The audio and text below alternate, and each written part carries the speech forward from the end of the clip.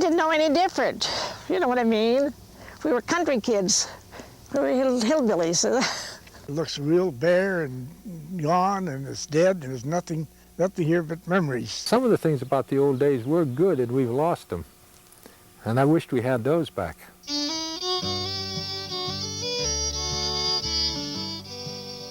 Black Diamond Mines. It's a park, and it's a glimpse into history.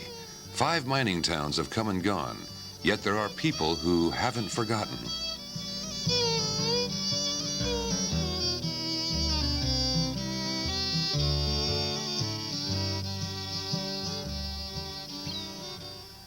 Beneath this land, there are over 100 miles of coal mines.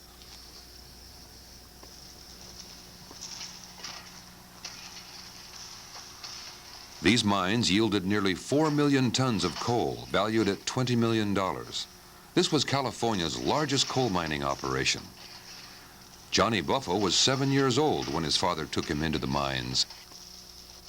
They got a little vein of coal, and they'd have to lay on the back or the stomach in order to dig it, and then they'd run it into a chute, and the chute they'd run it into a car, and then they'd run the car to where the elevator was and bring it up in the car. That visit to the mines produced a strong reaction in a young boy. I was scared, yeah, I really was scared, because it was dark in there and they had this light and the water running down and everything wet, you know. Johnny now lives in nearby Pittsburgh, where he was a butcher for 66 years.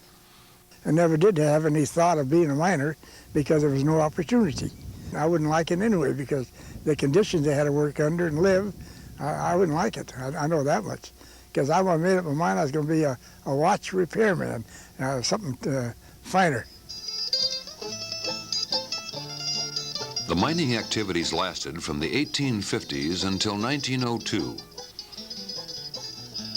It was a matter of a whole generation of new Americans desperately needing employment. You either had to work or else you don't eat. They didn't like it too much, but they had no other employment, so either that or starve. There's no other work, only in the mining, that's all. They were a hardy bunch, relying on simple equipment and hand labor. Their newfound world was full of danger. My great-grandfather, he got killed in the mine in Somersville. They set 6 dynamite shots, and they miscounted. And they went in, when they miscounted, a shot went off and killed them. That was in January 1891. Johnny Buffo remembers a different world, where people managed with what they had. People were poor up there because they only made maybe $2 a day, or I don't think they made $2.50, about $2 a day. And of course, like we had our own cattle and the chickens and eggs, and we raised the vegetables, so we weren't too bad off. We had plenty to eat, but no money. The people of Black Diamond. Their resourcefulness still amazes people today. They never complained, let me put it that way. Mama never complained that I can remember about the moneyed situation or anything like that. Frances Whipple. Her earliest memories take her back to the coal mining town of Somersville. The women are the ones that did all the work. I never saw my father wipe a dish as long as I can remember. In those days, the women got together at each other's homes. But Frances remembers the men having more social outlets than the women. They'd eat and then they'd go out and play bocce, and they'd play amura. You know how that is, how they try to match numbers with their hands. The towns with their entertainments are gone, but once Somersville and Nortonville had their share of hotels, churches, and saloons. My father used to go over to my uncle in Nortonville. He had a saloon. He liked to go over there and gamble. One time he was over there gambling, and it made Mama mad. She wanted him to come home, and he wouldn't do it. She went over there in her horse and buggy to get him and said, "Come on home," and he wouldn't do it, so she just took that table and she just threw the whole thing over. And he said, "Do you know they could have killed you for doing that?" She says, that meant money for all those men. She says, I don't care. And he grabbed her by the shoulder, and she dragged him out of there and put him in the cart and took him home and said, don't you ever go back there and gamble again. And he never did, believe me. Old furniture, quilts, memories that bridge past and present.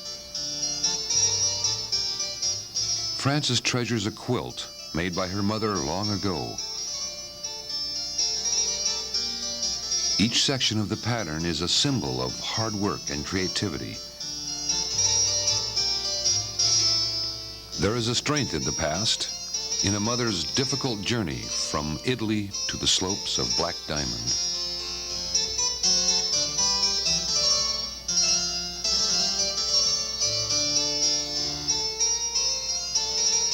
I never can remember about Mama complaining about money, wishing she had more. Never. She made it do, and that was it. Oh, she was a great cook and a great everything, really. Sewing, and that's how she got by. But they all knew how to sew. Well, now, I'll take that back. I have an aunt that never knew how to sew.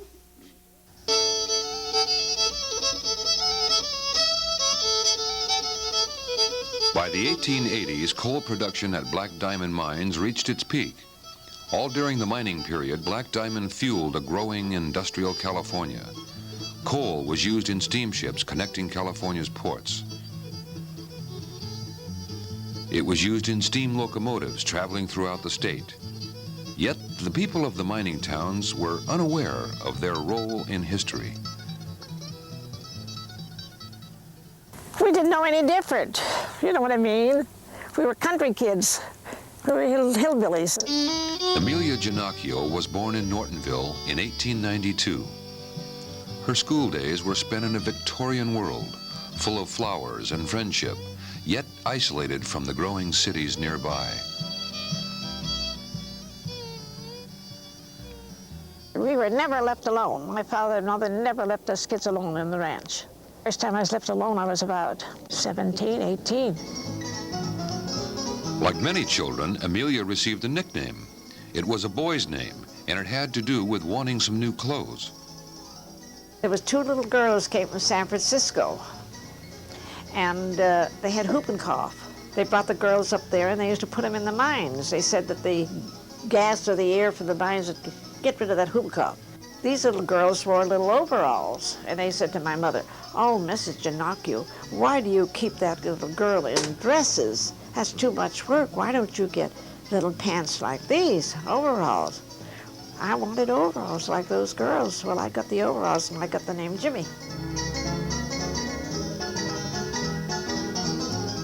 Childhood was a time of joy and playful teasing. It was also a time of tragedy when epidemics took many young lives. My brother-in-law used to tell the craziest yarns to us kids and scare us to the diggins out of us. I kept an eye on the cemetery. I was scared.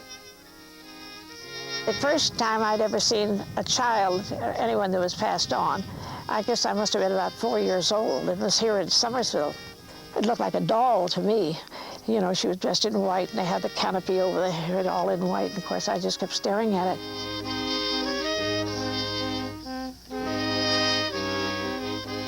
The cemetery is filled with memories. Buildings hold memories too. Some men worked 12-hour shifts in the mines, then returned home to carry on their work as ranchers. We were ranchers as well as miners, so my dad rode his horse to the mines. And when he got there, he needed a place to keep the horse all day, so he built this cabin as a stable. Jack Lawher grew up on his family's ranch near Summersville and close to the present-day park entrance. When he returns to this land, he finds memories and a place for healing.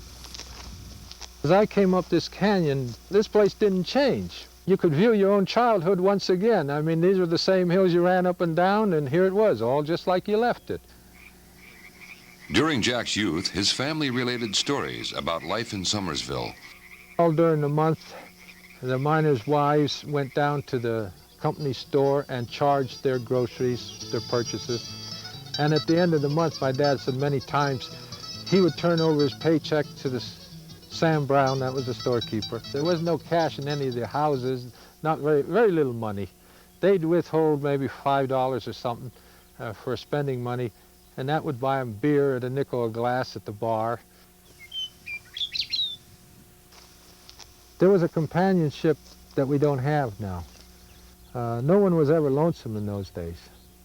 Now we're lonesome in the middle of cities, in the middle of towns, and so on. New sources of energy, petroleum, oil and gasoline. By the late 1800s, coal production was slowing down. A complex technological world was on the horizon. As coal mining costs increased, competition from other coal mining areas intensified.